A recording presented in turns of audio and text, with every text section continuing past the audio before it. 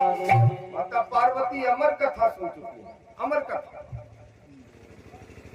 लेकिन गोस्वामी जी ने कहा कि यह अमर कथा हमारे हर संसार के जीव को मिले। लेकिन संकट तो यह है कि संसार पान नहीं करना चाहता है,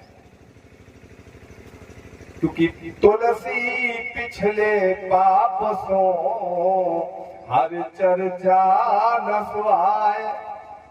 जिनके पाप उदय हुए पुराने जन्म के, पिछले जन्म के या जई जन्म के, वो मंदिर गाय नहीं जा, हाँ, उन्हें पाप जाने नहीं देंगे।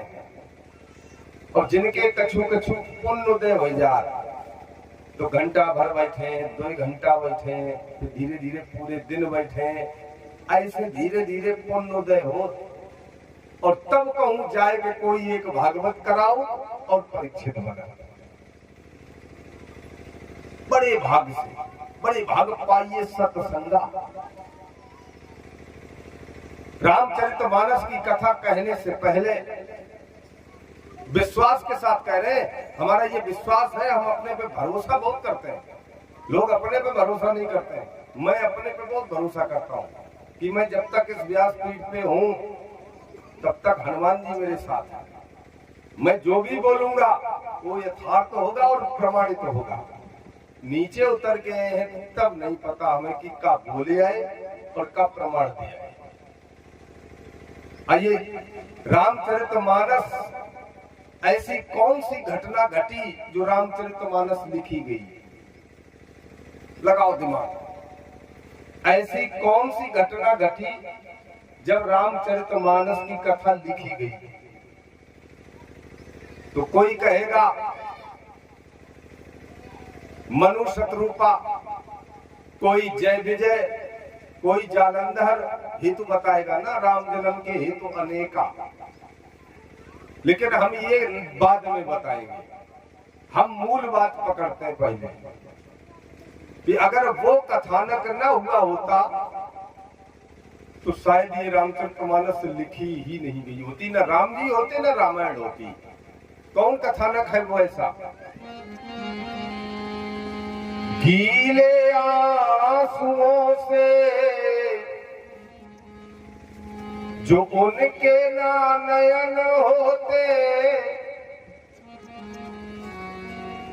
और अंधा अंधी के सत्य ना वचन होते। श्रवण की हत्या ही न मूल जड़ होती, तो न राम ही होते न रामायण ही होती। अगर श्रवण की हत्या ना हुई होती, मैं ये नहीं कह रहा हूं राजा दशरथ ने की है, ये कतई नहीं कह रहा हूं, क्योंकि वाल्मीकि रामायण में जो संकेत मिलते हैं वो कुछ और कह रहे हैं।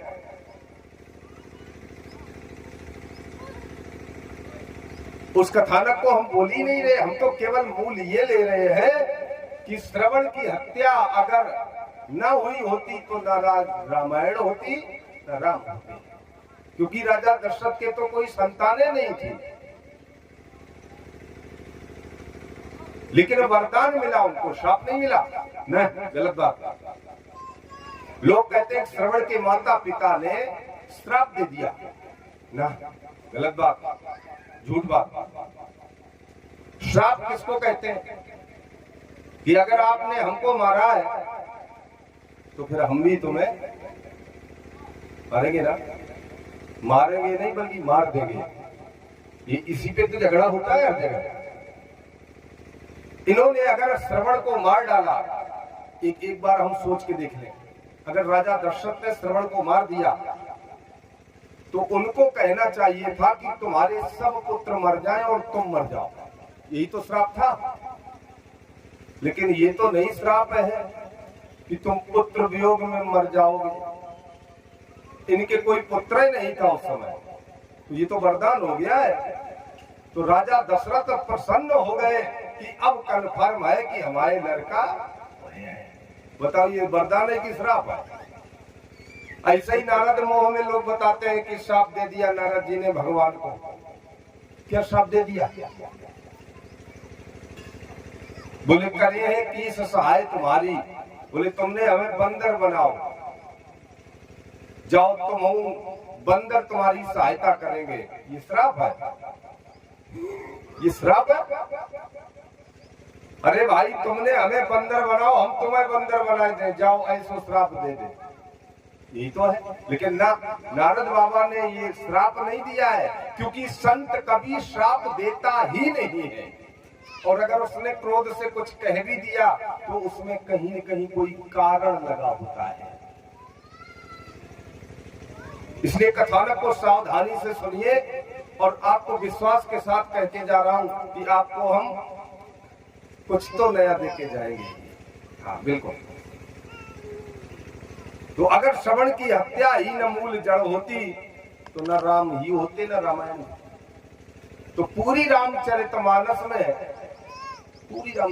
में माता पार्वती ने भगवान शंकर से 16 प्रश्न किए, 16। लेकिन 16 के उत्तर नहीं शंकर जी ने दिए। पूरी रामचरितमानस देखो, कई बार आपके यहाँ खंड भी होती है, पढ़ी भी जाती, विद्वान भी है आपके यहाँ, रामचरितमानस के जानकार भी है। हम तो सीखने आए आपके यहाँ, पहले थोड़े आए। रामचरितमानस में केवल 8 प्रश्नों का उत्तर दिया शंकर जी ने, और वो 8 प्रश्न कहाँ चले गए तो बात की बात है। 16 प्रश्न किए, उसमें 8 के उत्तर है केवल रामचरितमानस में, और 8 के क्यों नहीं दिए? क्या हो गया था? आइए चलते हैं, इन सब बातों को देखते हैं। भगवान शंकर ने रच महेश निज मानस रखा। भगवान शंकर ने इस रामचरितमानस को लिखा है। उआ पे शुरू है और उआ पे ही समाप्त है। उआ अक्षर से शुरू है रामायण और उआ पे ही समाप्त है। वर्णा नाम से आरंभ है और मानवा पे विराम है। इस उआ में क्या है जी?